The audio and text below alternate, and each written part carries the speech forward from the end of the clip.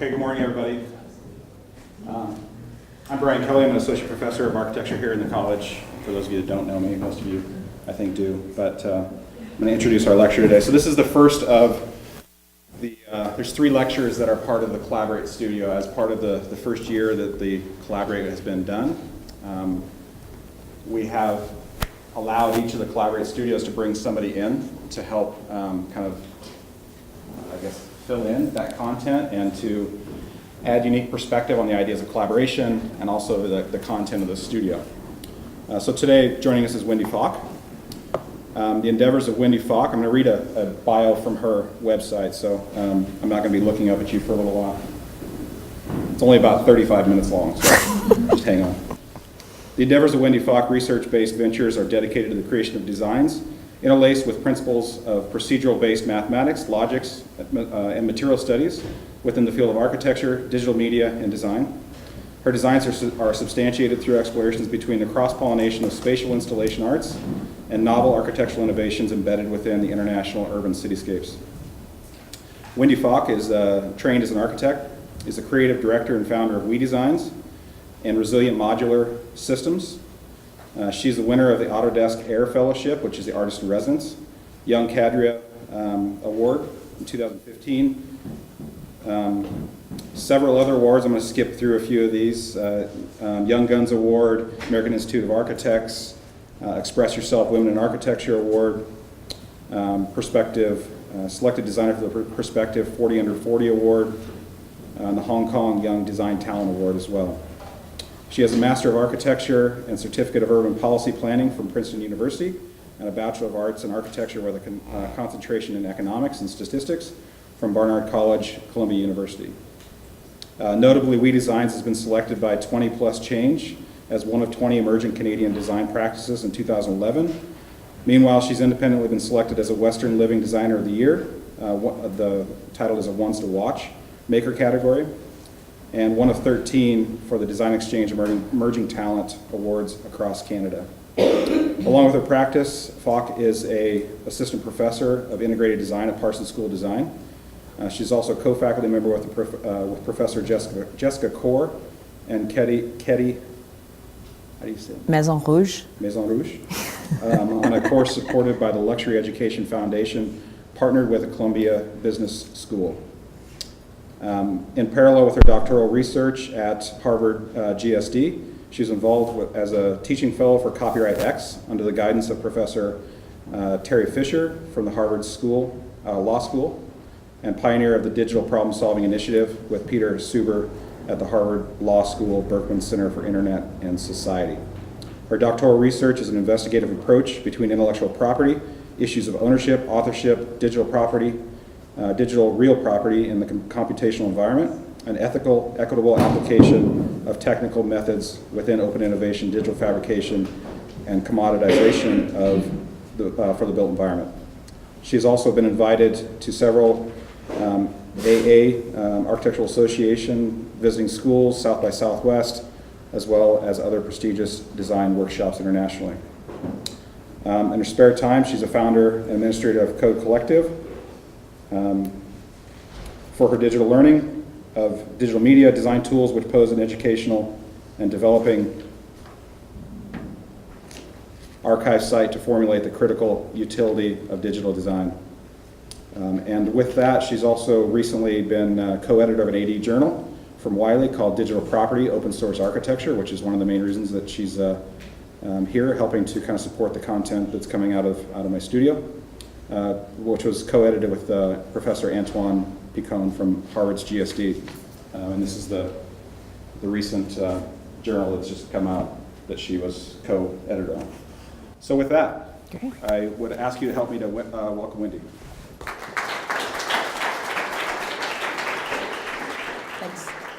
Thanks for inviting me. Yes, thank you. Yeah. So everyone, thanks for listening to that entire presentation. I think that was it. I'm just here to say hi. Okay, so I usually start a lot of my presentations out with Alan Turing. I think a lot of what we're researching on, at least in computational study, in the forward movement of what we're doing would not have happened without Alan Turing. So today I'm actually going to present a little bit on the issues that's very interested, like that's my current research, and a little bit about how I got there, because I think that would be a good kind of intro. This was a white paper that was written for Acadia several years ago that kind of got the research of understanding digital output, physical output, and interaction. And I kind of see it as a process of sculpting, but in a very different manners and types of technologies that allow that to happen. And from there, I'm going to start a very, very early project, since I was told that I have about at least 45 minutes to an hour. My first project that I'm going to introduce to you that made me go really hands-on into digital fabrication and just material research was my first motorcycle. And it kind of comes from my motorcycle, and it's going to wrap it later on a little bit to more about motorcycles. And this was kind of this is like when I was 17, and when I was 16, 17, my first bike, and it was something that I got as a birthday present, and it was kind of, what can I do with it to make it the next project? I was lucky enough to have a family that had a car, like a pimp your ride kind of deal, kind of space, so I was able to kind of airbrush, take it down, and really understand the processes of the mechanics of like how do you unpack and repack and play with different types of materials, and also paint and understanding the material products that come together in industrial design. From there, it kind of led to a slew of projects over the years that really kind of played towards the idea of fabrication in more of experience design and pavilion scales and temporal design. So this was a project, I'm going to just gloss over this so it doesn't take too long, but this is a project that was done last October at the Hub Week, and Hub Week is the innovation week in Boston. So this is sponsored by the city of Boston. The mayor was really involved with it, and it was a Nuit Blanche kind of event, and it is a pop-up. From there, there was also historically some other smaller projects. This project is commissioned by the Asia Society in Hong Kong, by the chief curator, Fumio Nanjo, who's the director of the Mori Art Museum in Japan. And a lot of the pieces that were fabricated here were crazy in the sense that this piece probably took 30 to 60 days to kind of really plan out, but due to the fact that it was during Chinese New Year, that the production of this was done in Shenzhen in 2 weeks. We were supposed to do 2 prototypes, but the prototype ended up being the final piece. So it got acquired by the museum, and now it's reinstalled back in the Chinese University in Hong Kong. The kind of more conceptual aspect of this piece, however, is the play between how the city in Hong Kong could play with the colors and LEDs. A lot of the pieces I do also play with light and the aspect of light. This was a proposal that was shortlisted for Times Square transformation. I don't know if a lot of you know, in New York City, there's a lot of public art programs within, this is great, much better. You're just gonna get jiggly images instead of, electricity. But the Times Square Alliance is run by Sherry Dobbins. She's the executive director there. And it's an amazing kind of facility right now since, I don't know if you guys have recently visited New York, but within the past 5 years or even a decade, there's a lot of kind of re-sculpting of the cityscape in the Times Square area. And since then, there's a huge initiative and a huge push to try to get more public art into the sidewalks and into the general area. And right now it's more pedestrian. They closed off, the Schneider had a huge kind of rebranding of the floor. There's like paintings everywhere. And this was one of the short lists that went through several iterations. The jury member included Barry Bergdahl and a lot of just wonderful people. And we've been in touch with them since. That didn't get executed, but it was a fun project to kind of meet a lot of interesting people. Another project, this was done in the museum in Shanghai. It's the Contemporary Arts of Shanghai. It was done with students, actually. So I worked with Michael Fox at USC, or maybe now he's somewhere else, Alvin Huang, also at USC, Neil Leash, and also we partnered with Tongji University, part of their American education program, and we did this installation where Alvin and I kind of worked upon the idea of minimal reactivation, but also shrink wrap. And I was very obsessed, with the lighting and everything on the bottom of it. The shrink wrap process was interesting because the aspects of the material that we explored were the same type of material that you would generally use for shrink wrapping your car when you get your brand new car. So you see all these like white cars, if you get like an Audi or Ford or whatever, that's always shrink wrapped. This is the same material that you would use. Great for longevity because it was supposed to only last for about 2 weeks to 30 days, but it lasted throughout the monsoon season in August, and because of that, the museum curator ended up keeping the piece as furniture use. So a lot of what we're actually exploring with the students or within practice is also kind of seeing fast and quick ways to do temporary explorations and installations. Within this piece, we did it in less than 2 weeks. The pieces itself, these guys over here, were flat cut, and then we just like built them into boxes and had the form and shaped quite easily, and then just heat gun it. And moving forward for that, like we did a lot of different other smaller projects. This is within my practice. We were commissioned to do for the World Architecture Foundation, this pop-up. The budget was so minimal that we couldn't do anything bigger, but ideally it was something that's more activated. But it was when 3D printers were just kind of coming out and quite novel, and this was like 5 years ago, I think. We were just kind of seeing, okay, how do we make partnerships with a 3D printing company? How do we bring these companies there? At first we were thinking of 3D printing the coasters, and then also like having people like activated in that, using the words that we were provided by, which is design, inside, change, and all this other stuff, and then it was just plug and play. This was one of probably the earliest projects that really launched We Designs. We worked initially with, it was more of an academic partnership where we worked with Korean, DuPont Korean in Hong Kong. And then from Hong Kong, we kind of traveled to working with LG Hymax. So LG Hymax, for those who are familiar with that, is probably the Guangzhou museum, opera house where Zaha designed all the kind of seamless spaces. It's GRG and GRE, and then also Hymax. So the LG is a Korean company. The Korean company essentially owns a lot of minerals kind of holdings. So a lot of what they do is kind of a more pliable version of Korean. And we found it a lot easier to work with. The kind of Flintstone version up here was done by Korean, and we just again CNC and cut it, and then you fused it together because the glue is so seamless that once you glue it together, you could just like polish it down. But it wasn't really what we wanted. So we wanted something that was more embedded. And the way that we were envisioning it was these stackable systems that you could kind of embed within each other, kind of like a Chinese like bento box. And then these little modules would stack up so you could have free forms.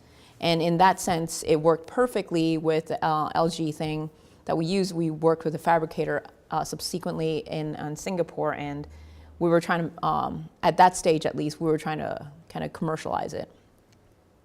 Other smaller explorations, these were an art series that was done in Paris at the Cité des Arts.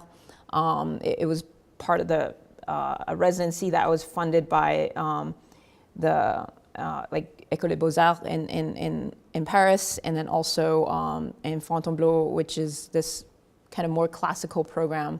And I just, instead of using a classical way to produce things and playing with math and architecture, I brought my own 3D printer machine and kind of used the residency as a way to churn out like the 3 months, about like 150 little kind of module things that I was playing with. And it's a very kind of, it's a novel exploration. I had a sole time to just kind of look into and inadvertently kind of look in what I wanted to do with forms, and this was what ended up being produced. Geocognition is a little bit more autobiographical in the sense that it was an art installation for a hospitality client, and it ended up being part of the Toronto Design Week, I think. And it was installed as a kind of playfulness to the issue of molding and crown molding. So I'm assuming most of the people here know what crown molding is. And the sides of these are kind of a projected sweep of the cities that really influence my life, at least. So this is actually New York City. We have here Hong Kong. And then it kind of sweeps through Vienna, Paris, and all this other stuff.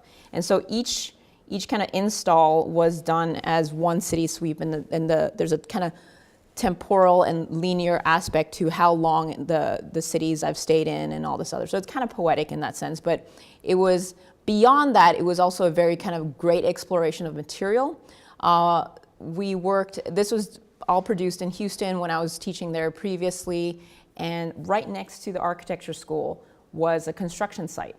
So a lot of my work also looks into kind of how do you obtain material in the most kind of cost-effective way.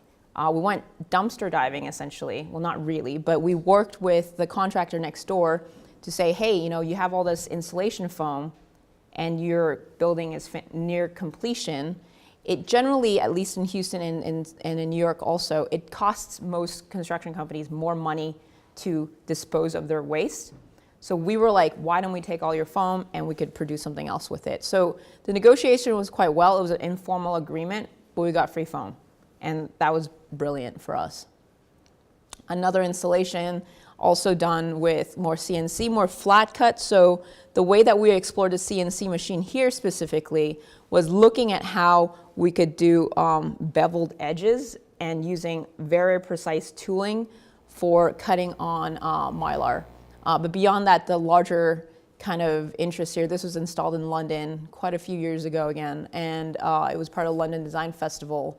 And the concept of it is looking at the poetics of narcissism, which is like the selfie culture, and this is even before Snapchat was on. And then the idea of mathematics and kind of looking at the unfolded Buckminster Fuller's geodesic dome and looking at the world as a map. So it's kind of triangulated those forms and like reflecting it on yourself.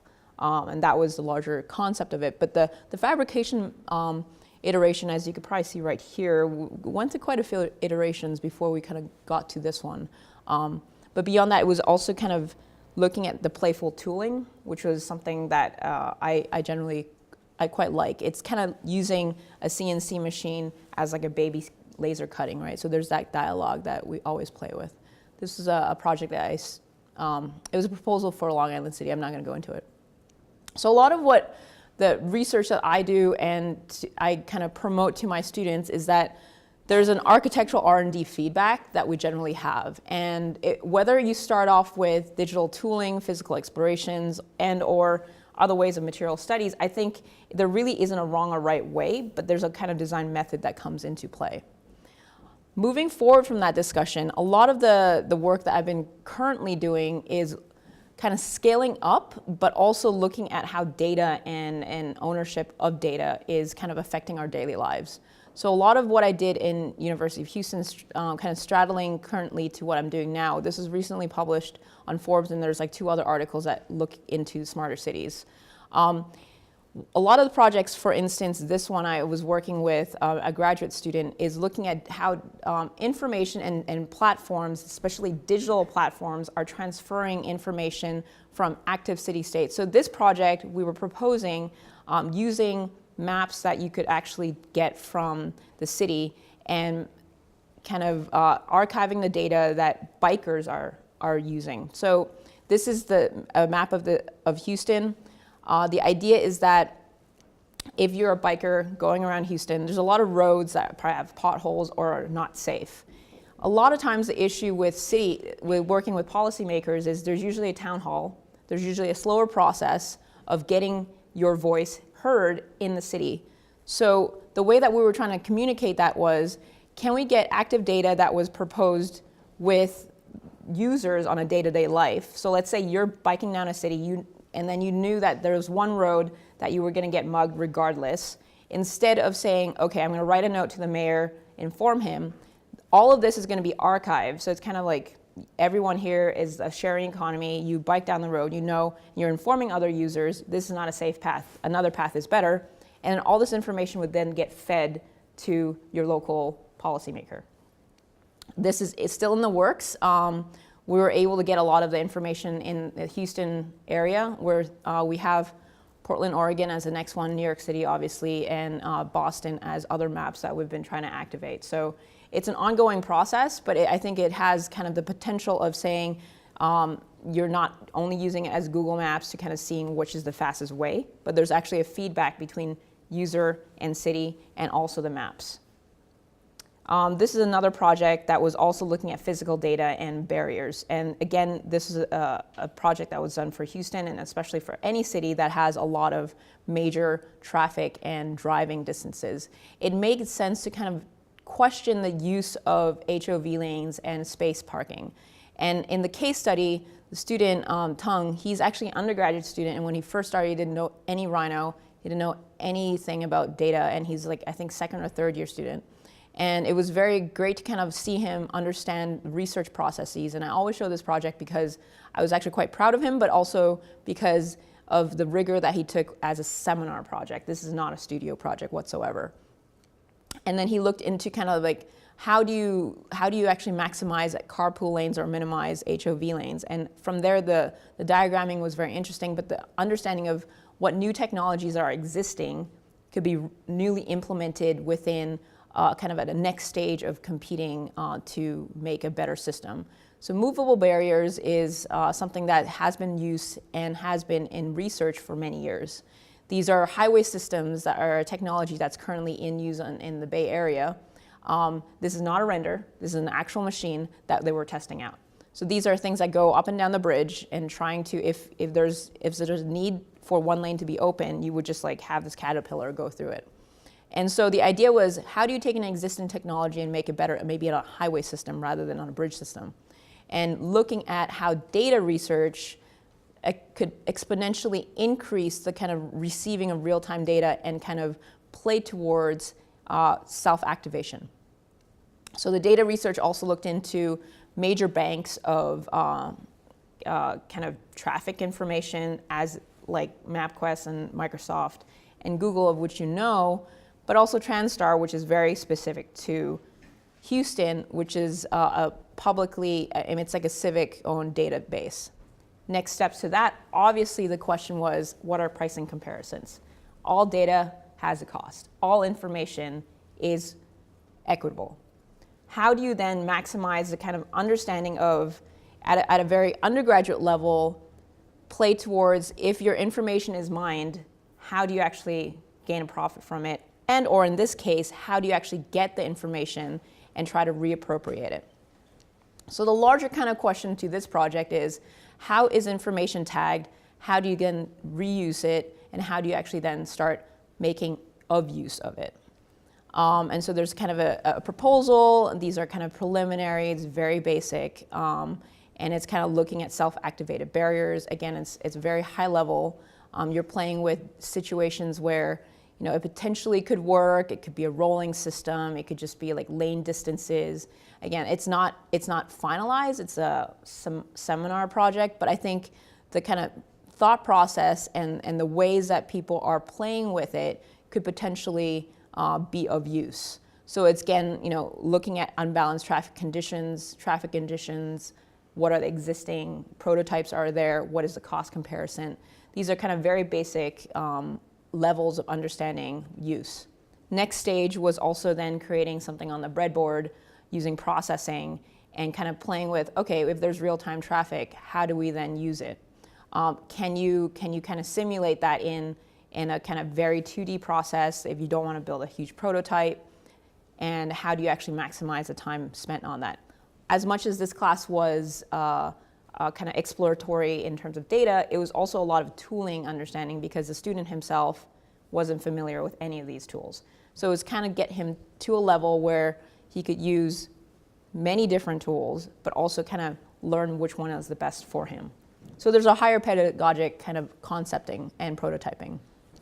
And this was one of the models I made him go to Chinatown for. I don't know if any of you guys have seen those wooden snakes in like buckets with, yeah. So essentially I was like, Tung, I don't think any of these models are working for you, and whatever the hell you're building, it does not work. So why don't you just go to Chinatown and buy one of these snakes? And he was like, oh my goodness, yeah, this is exactly what I wanted. So at the end of the day, I mean, again, this is not his final demo, but this is something of the kind of concepting. So it's, again, looking at smart ways to kind of feel around your neighborhood, being inspired by like anything that you're going down the city for, but also you could take pre-existing kind of technology and make it better, was more or less the idea of the future. So I always make my students source everything. So moving from that discussion is the most recent experience at Autodesk Pier 9. Pier 9 is kind of literally occupying a pier at San Francisco Bay Area. It has a beautiful view of the Bay Bridge, and this is me using the water jet. I was obsessed with the machine. It's a 5-axis water jet, and I've never used a water jet before, and this was the best thing ever, I thought. And it allowed me to kind of play with different prototypes, and it essentially feeds all this granite into this guy and just kind of cuts into it. It's one of those probably most expensive machines I've ever operated, in the sense that one little guy like this would probably cost you like $300 to $400 just per hour just to operate it. So the ability to do that was amazing. The project that I really tried to figure out while I was there is resilient modular systems. It was a larger project that won a few awards, including the Harvard Design Challenge. We were first runner-up, got seed funded for it, and it became its own monster. Moitzen really kind of believed in the project before I launched the project, because I've done 6 to 8 years of modular design research. I've taught it extensively. And he was like, well, why don't you try to see if this could actually become a business concept and a business idea? Has nothing to do with my research for my doctoral. But I was like, sure, why not? I'll just make a deck for it. And then it became this thing when we won, and then it was on FastCo, and then everyone started like contacting me, and I was like, I can't deal with this. But then it became its own company, and now we're trying to push it on another level, and it's become a benefits corporation. So I don't know if any of you have been educated within like C Corps, B Corps, or S Corps, or any corps at all. This is something that I'm trying to teach my undergrads and grad students, is understanding the balance of design and business and integrating that aspect of it. So a lot of this project is focusing on emerging markets. I always put this slide up because after presenting this project to artists, I realized that they do not understand what the difference between developing and emerging markets are. Emerging markets are soon to become first-tier cities, or first-tier countries. The most major emerging market is China and India. So whenever I presented this project to artists, they would ask me, why don't I launch this in Africa? And Africa is a really big country with a lot of smaller countries, so no, it's not for a developing market. And the beauty of emerging markets is the informal aspects of manufacturing. Things get done quicker. There's a lot of kind of more hands-on, and it's looking at disrupting a larger model of manufacturing, at least in our case. In our case, we're looking at localized fabrication as a way of adoption, is looking at regional knowledge and low-tech building. It's about building localized production within communities that potentially do not have that ability otherwise. It's also looking at efficiencies in production, in the sense that you're bringing in the local community and taking ownership of local communities that probably don't have that ability otherwise, because, for instance, one of the case studies that we've looked into are the modular community in the three countries that we looked into are Colombia, Dominican Republic, and I recently was in Cuba, and all of the building materials, for instance, are done in that you are going to the port city, then you drive the material to the construction site, and all of this material is produced in China. So the morale of the country then starts to kind of have this kind of chasm between fabrication locations and localized manufacturing in general. And there's kind of a lack of developing idea of where the aspect of commerce comes in. But beyond that, we have a flagship kind of product. We're looking at the roof, but beyond that, we're also looking at like labor costs and DR, how the housing deficit is a huge problem. And we're trying to kind of work with local nonprofits as one avenue, and or work with developers as another issue. Because generally speaking, privatized projects would probably get you further than working with kind of nonprofits. Again, it's a money game at this stage, and we're trying to see which one is the best. Again, very common. You have the scope of work that you're comparing your product to, and the product, the cheapest obviously is the metal tin roof that every country, at least the three countries that we've compared to, use as a major material. And then you get the Spanish tiles, which is either the terracotta or plastic, which are higher. Fiber cement is more common in Colombia. We are looking at ways maybe that we can make it out of that, but I think the manufacturing processes that we're looking at is also kind of, can you use localized materials partnered with pelletized plastics or something like that. So moving forward from that project, we looked into working with, these are, for the people who don't know about Spark experiments, I would really suggest you to look into it as students. It's an open source platform that Autodesk has put out. They do not advertise it well enough. But it does a lot of code gens. It kind of lets you play with different types of kind of explorations of tools. It's free, like Mesh Mixer. I think they renamed it into something else now, but just 2 months ago, it was, you could download all these software for free. And then you could also kind of play with different ways of propagate solid forms that you've either done in Autodesk Fusion or in Rhino. Any modeling like Maya, you could just import it in here, and then you could actually analyze anything that you're designing. So beyond that, I've also, like, because of the residency, looked into ways of micro 3D printing with their new Amber printer, to kind of looking at ways that you could think about scalability and like fun and playful ways, to working with different ways of 3D printing as a general direction. And then reversing that process, also kind of looking at production as ways of building molds, and if something were done in like injection form, can that work? And then moving further into that was also material exploration, working with Ecovative and getting some mycelium growth as one potential example. You know, they're based in upstate New York, and or, you know, other ways of building the building prototype. I think for this project, on parallel, we're trying to kind of establish a digital platform that could be downloadable in terms of ways that we're looking at. A lot of emerging countries, as you know, do not have laptop access. So smartphones are the best way to download information, to exchange information. And even if you're looking at cities like New York, a lot of kind of areas where you're playing with low income don't have access to computers. So here we designed a 3GS a model where we actually competed with the Autodesk version. They have a 3D viewer. They were trying to make us use theirs. And then we then created, well, myself and my previous student, who's also a developer, not real estate, but in this case, computer developer, we worked into kind of creating this platform. It's a beta site that we're trying to figure out if it could work. The site itself allows you to kind of calculate the modules based on the use. We have a maximized height of 15 feet. And so when you feed any number in, it spits out how many modules it is. Then it goes, potentially the next step is, once you have this, it would spit out a CSV file, go to a manufacturer, and you could just have that connection of the manufacturer and yourself. And this is, again, we're trying to launch this purely for emerging markets, but when Autodesk saw this, they were absolutely ecstatic, and they were really interested in seeing if this module counter could work on like AEC. But again, I think it's very, for me, it's more, I think, fruitful to have this discussion on emerging markets basis. So moving that discussion forward, if you're looking at design ownership as an empowerment for the AEC industry, which is, you know, architecture, engineering, construction, how do you again move forward the manufacturing discussion in the digital age? How does the transference of files matter? Why can architecture then become a commodity?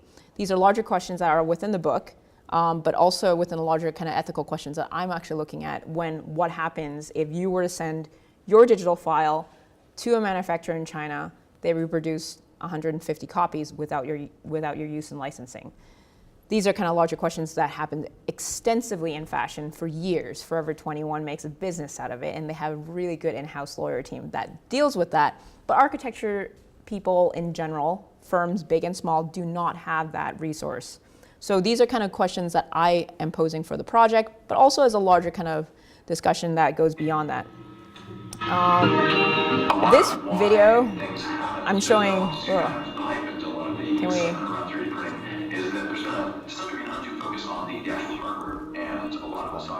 Oh, right there. Left behind.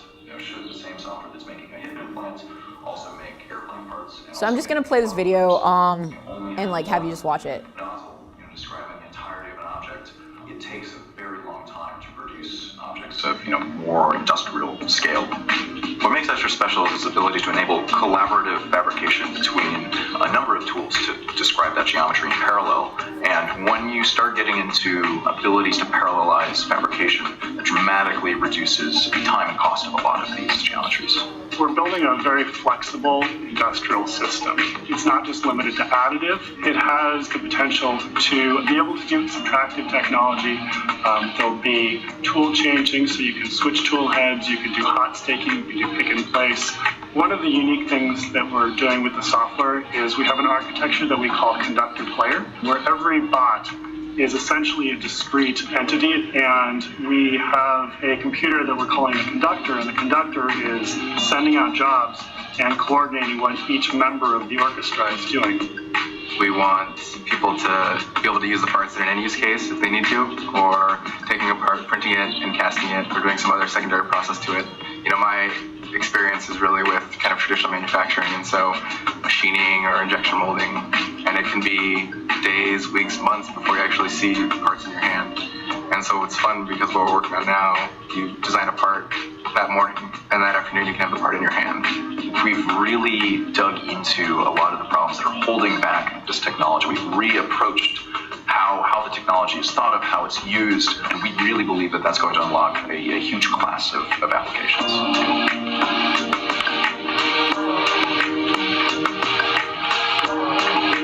So this is an Autodesk project that was a large format printer that I had the chance to kind of work with, and it was a great opportunity to work with Andreas, and I'm still in touch with him. And through that team, I got in touch with Plaidworks, with Peter Schmel and his team that were ex-MakerBot people, and started a new kind of spin-off company, and looking at ways that potentially can we use 3D printers in a more localized way to manufacture things. Realistically, no, not at this point in life, but potentially, how do we then kind of transfer a think tank opportunity to localized communities?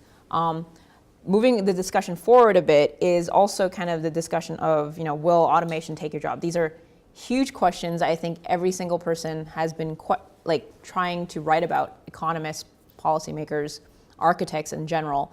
But one issue for students here that are very interested, I think you should read the Foreign Affairs. It's a journal that's not architectural. Last summer, they had a whole thing on automation and what the potentials are of it. You literally get designers through to policymakers questioning this question.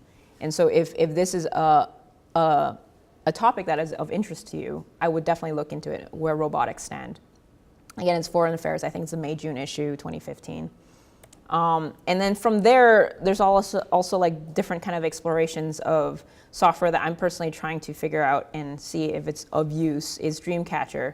One of my few colleagues are very familiar with the software. I'm personally not, but this is something I'd like to kind of try to generate a larger discussion on with my students. And it goes back to kind of generative processing of forms, but also kind of seeing how, back again to the motorcycle, real-world monocoque structures could be made. So you kind of look at a way of designing. Dreamcatcher specifically designs by itself. So you give it parameters like 3 or 4 points. In this case, it was this is a motorcycle, like the brake in the back. So what the software engineers they did was just give a few points. It generates a huge amount of data, and the computer is designing in this case. So the question is then, does the computer design for you, or do you design for the computer? These are kind of like dual discussions. And then what happens when you tell the computer to stop designing? do we as humans come back to then say, this is what we produce as manufacturing? Or then does a computer also have that seamless discussion of computational design and manufacturing? So this is like one aspect of it. I'm going to do a plug here for Parsons. The new Making Center is a new kind of I would say $30 to $40 million project that just recently opened. I'm a liaison at Parsons for it, and we're really trying to kind of innovate the discussion of how do you bring towards, at least for administrators here, maybe I'll just keep the blurb up, how do you forge that discussion of young designers in the field of architecture, but also challenging the status quo of entrepreneurship and innovation. My personal office that we designed, we're actually located next to the New Museum. So the New Museum in New York is down on Bowery, but we're also working with New Inc., which is a kind of art, cultural, technology innovator, incubation hub, so to speak, with a lot of different types of people who want to just make a business out of their design work.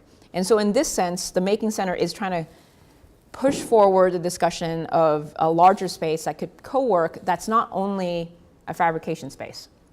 It's looking at it as a way to forward the discussion of traditional making and also ways of playing with different players.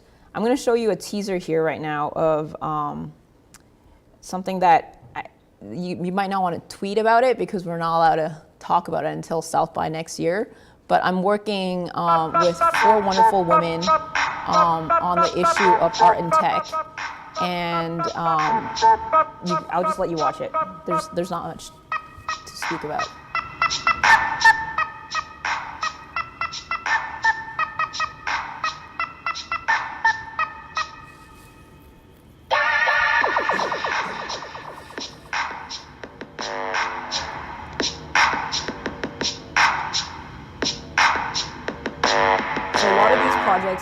The first project by Anouk is she gets highly sponsored by Intel and GoPro, and Banaz is a trained architect but turned into an interactive designer, and she's finishing up her doctoral at USC right now.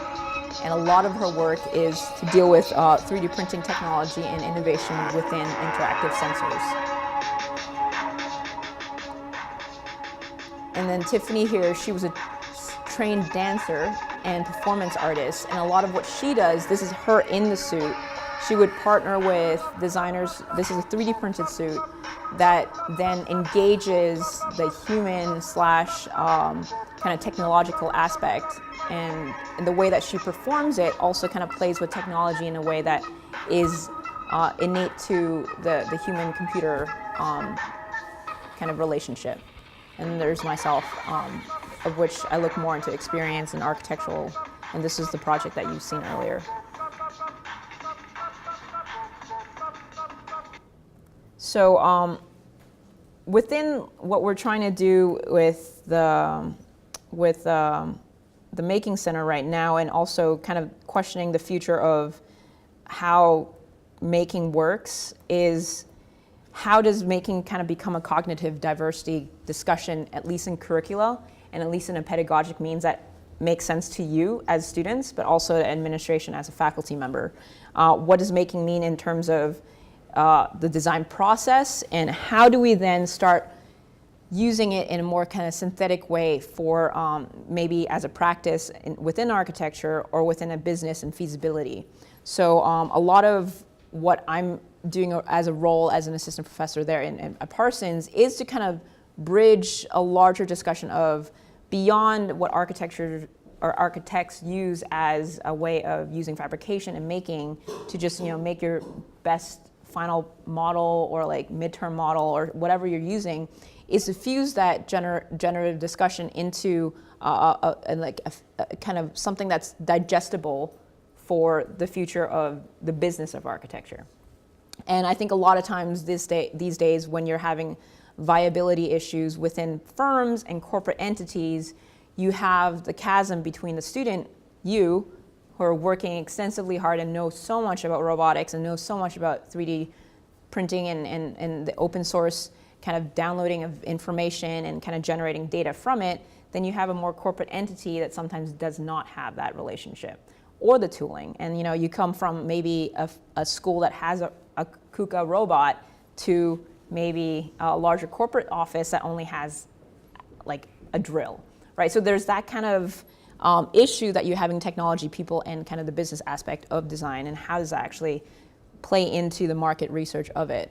And you kind of go back to a lot of times the Japanese samurai sword making. It's a very craft-oriented ordeal of design, but then there's also that kind of sensibility of making, of which I think a lot of times right now you have that kind of detachment of the historical perspective. And then, if I could go to the next slide, you have kind of more prototyping means of how architects are playing with it with Herzog. This is a very old exhibition, but still one that I truly love because of how the practice of Herzog and Moran actually does with ways that they explore prototyping. And then you kind of look at more newer practices that are, keeps on going in and out, that are looking at like more artistic ways of exploration.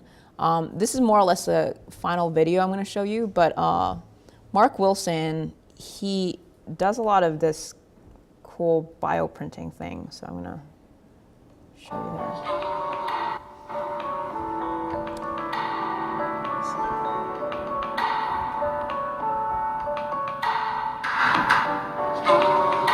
Kind of both creepy and organic at the same way, but this is all artificial.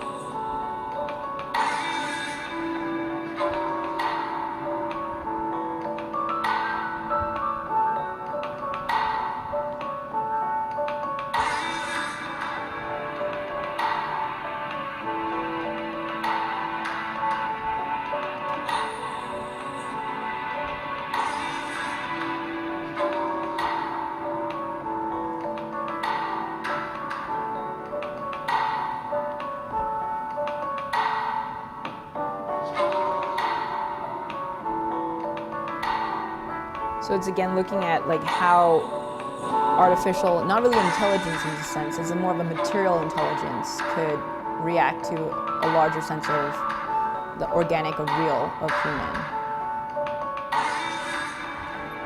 Cool, so you could check out his stuff, he's in New Zealand.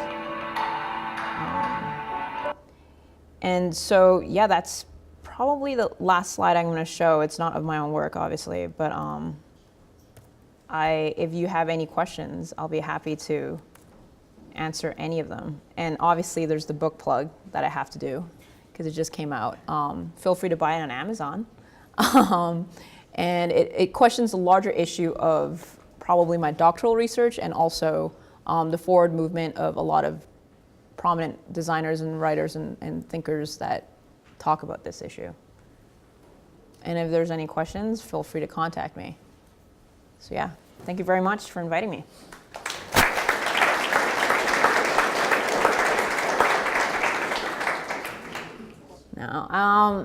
No, I am not talking to psychologists. Maybe one day if I have a therapist, I'll do that. But I think in a lot of the work that my two other business partners are actually with, they come from advertising backgrounds. I do not work with architects. I also feel like there is the need of the cross-pollination on that kind of dialogue. I generally work with a lot of people that are in the field of play in the sense that they don't take themselves as seriously. That's where that playfulness is kind of probably directed to. In advertising and branding, that's huge. The marketing aspect of it. There's a huge psychological aspect of it. I'm not going Mad Men on here, right? But I'm definitely kind of more interested on kind of a lightheartedness of taking what our profession as architects tends to kind of more take a lot of seriousness in. It does not mean that within my academic writing I'm not very serious in. I mean, there are really heavy topics within law and economics and hugely in a policy end, and I participate on that in like the Library of Congress level. But I think within my design work, I try to kind of have this kind of more attack on, okay, how do we make this so that people could engage in it in a more fun and playful manner. So yes, that is where the playfulness is. But yeah, I'd love to, if the chance came to work with someone that has more of a psychological background, I think that would be kind of really useful too. But I'm open to that, yeah. So this is very similar, I think. The question, I guess the larger question is, where does the core discipline, what's the direction of it going, right? Is it more business, or is it more like, do we define it more as the classical architecture with a capital A? Personally, I've done my personal research, and I'm not gonna speak on behalf of all architects because I don't think I represent at all a traditional means of architect with a capital A.